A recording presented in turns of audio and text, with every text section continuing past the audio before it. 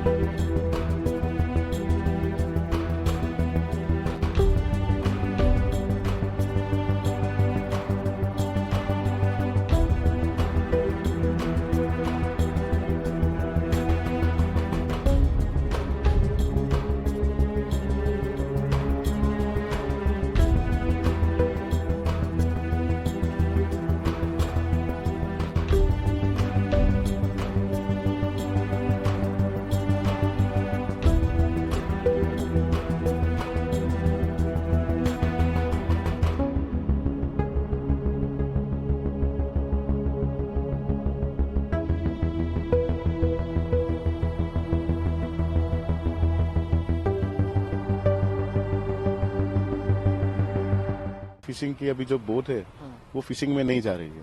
उसका क्या रीजन है सर? उसका मेन रीजन तो ऐसा है, बहुत सारे फैक्टर्स है, पर मेन रीजन तो है कि जो डीजल का जो भाव है, जो कोरोना के समय में जितना भाव था 45, 48 हुआ था, उसके बाद अचानक से उन लोगों ने सरकार ने सबसे एक्साइज ड्यूटी है उसमें बढ़ोतरी की थी। उसके बाद से लगातार डीजल के दाम बढ़ते गए, पर उसके साथ साथ में जो हमें जो फिशिंग का जो लैंडिंग था, वो फिशिंग का लैंडिंग थोड़ा कम हुआ, और कम होने के साथ साथ भी उसका जो फिशिंग का जो फिश का जो हमको जो प्राइस जो मिलना था, जिस तरह से हर एक चीज महंगी, डीजल महंगा हुआ, लेबर महंगा हुआ, उस हिसाब से हमारी फिश है वो महंगी नहीं हुई।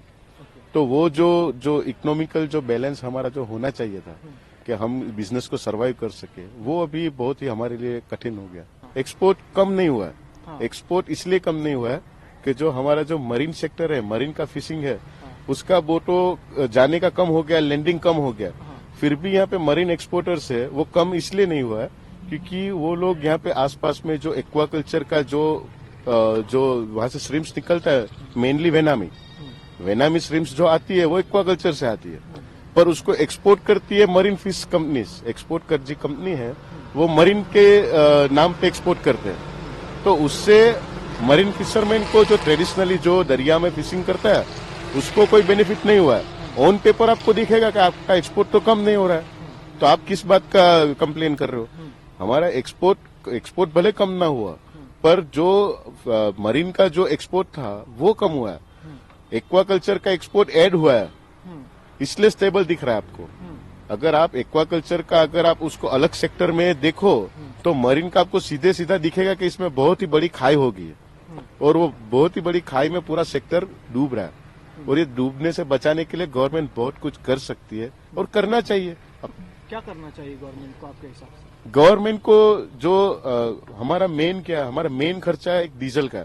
अगर गवर्नमेंट हमको कोई स्पेशल केस में ले, स्पेशल सेक्टर ले, पैकेज की नहीं, अब स्पेशल एक सेक्टर बना चाहिए फिशिंग बिजनेस को, कि जिसमें जो डीजल आता है गवर्नमेंट के अंदर, अभी जीएफसीसीए के थ्रू हमको आता है, गुजरात फिशरीज का जो एसोसिएशन है हम मछुआरों का, उसके डीजल पंप थ्रू आता है।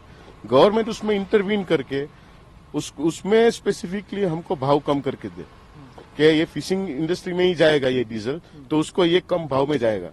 अभी ऑलरेडी पिछले साल देखे जीएफसीसी वालों को 116 रुपये में डीजल हम वहां से खरीदना पड़ता था। 116 में, रिटेल में 93 में मिलता था डीजल। यहाँ पे गुजरात में जो मछुआरे है उनको अगर डीजल भरवा रहे जीएफसीसी में तो 116 रुपया था, तो हम कैसे लेंगे? गवर्नमेंट करना क्या चाहते हैं? अगर हमको फिशिंग इंडस्ट्री आप किसी भी देश में देखो सब्सिडाइज ही होती है, सब्सिडी के बगैर वो चलेगा नहीं। हम ऐसा नहीं कह रहे कि हमको फ्री में सब दे दो, हम कह रहे कि हमको जो पाकिस्तान वाले जो मछुआरे हैं, पाकिस्तान की जो फिशिंग इंडस्ट्री है जो हमारे साथ कॉम्पीट करे, क्योंकि वो भी चाइना में एक्सपोर्ट कर रहे हैं।